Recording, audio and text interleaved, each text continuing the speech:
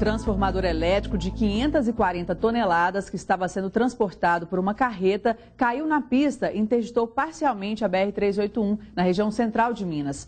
De acordo com a Polícia Rodoviária Federal, 3 pistas da rodovia foram interditadas e o congestionamento chegou a cerca de 5 quilômetros no sentido São Paulo. O destino do caminhão era a cidade de Itaguara, a 30 quilômetros do local do acidente. Ainda segundo a corporação, ninguém ficou ferido. E atenção motoristas, o trânsito está lento na Avenida Rajacabalha, na altura do bairro Luxemburgo. Um grupo de servidores do Tribunal de Justiça faz protesto em frente à sede desde as 5 horas da tarde. A manifestação começou na calçada e acabou avançando para uma faixa da via no sentido bairro. O ato ocorre contra a terceirização do judiciário, o auxílio moradia dos magistrados e o fim das atividades do Teatro Klaus Viana. Foi apresentada hoje pela polícia a dupla que era procurada por suspeita de comandar o tráfico de drogas em 12 bairros da Grande BH.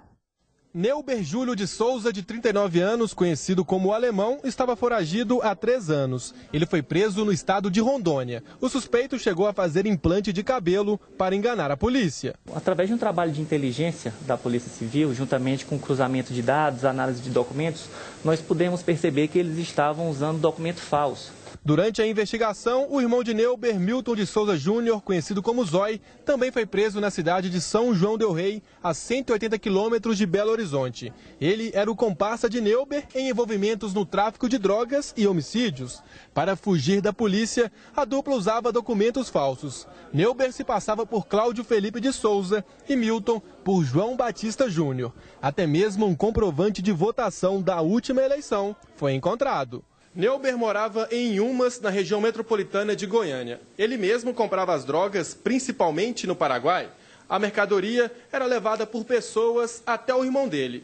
A dupla gerenciava 12 bairros de Belo Horizonte, Contagem e Ibirité. O papel do irmão dele seria ficar coordenando, fazer essa questão dessa logística da venda de drogas, pegar o dinheiro auferido com a venda dessas substâncias entorpecentes e repassar para o irmão e dar continuidade nessa venda e nesse crime lucrativo. Segundo a polícia, a dupla faturava cerca de 9 milhões de reais por mês com o tráfico de drogas. Além disso, Neuber participava de uma quadrilha especializada em roubar bancos e carros fortes em Goiânia. Em Goiás, numa entrevista preliminar com os policiais, foi possível perceber que o Neuber integra a Turma da Marreta, que é um pessoal especializado em assalto a banco e a Caixa Forte. A ficha criminal de Neuber é extensa e o coloca como o homem mais procurado de Minas Gerais.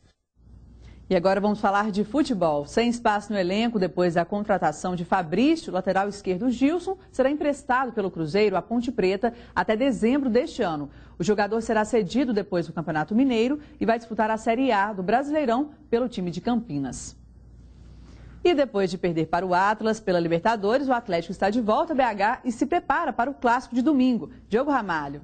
Olá, Monique. Depois de 12 horas de viagem, o Atlético desembarcou aqui no aeroporto de Confins. Agora esquecer um pouco o assunto Libertadores, onde mesmo depois da derrota para o Atlas no México, o Galo só depende dele. Precisa fazer 2 gols diante do Colo-Colo, 2 gols de diferença para passar a próxima fase da competição. O jogo é na próxima quarta-feira. O foco agora é no Cruzeiro. O presidente atleticano, Daniel Nepomuceno, diz que quer força máxima no domingo. Se depender dele, Lever Cup não vai poupar ninguém. O Atlético tem 45 jogadores e a gente se preparou e vamos ter que jogar os 2 campeonatos com o time titular. O lateral direito Marcos Rocha continua em tratamento de lesão no tornozelo e pode ficar fora do clássico. O zagueiro Leonardo Silva cumpre suspensão automática pela expulsão no primeiro jogo da semifinal. É com você, Monique. Um abraço. Agora fica uma dúvida, né? O Atlético entrou em campo, Everton Guimarães. Boa noite. Que apagão é esse, em plena Libertadores? A impressão que tem, Monique, falava isso há pouco com o Dr. Stanley lá no Brasil Gente, é de que quando acabou o jogo do Cruzeiro, na terça-feira, aí o Marcelo ligou pro Levi e falou: Levi, faça igual. Exatamente como eu fiz, porque os jogos foram muito parecidos, ninguém jogou. O Cruzeiro assistiu, o Atlético assistiu, e aí o sofrimento vai para a última rodada. E os adversários eram para tanto? Não, olha, o Atlas tem uma qualidade superior ao Huracan, né?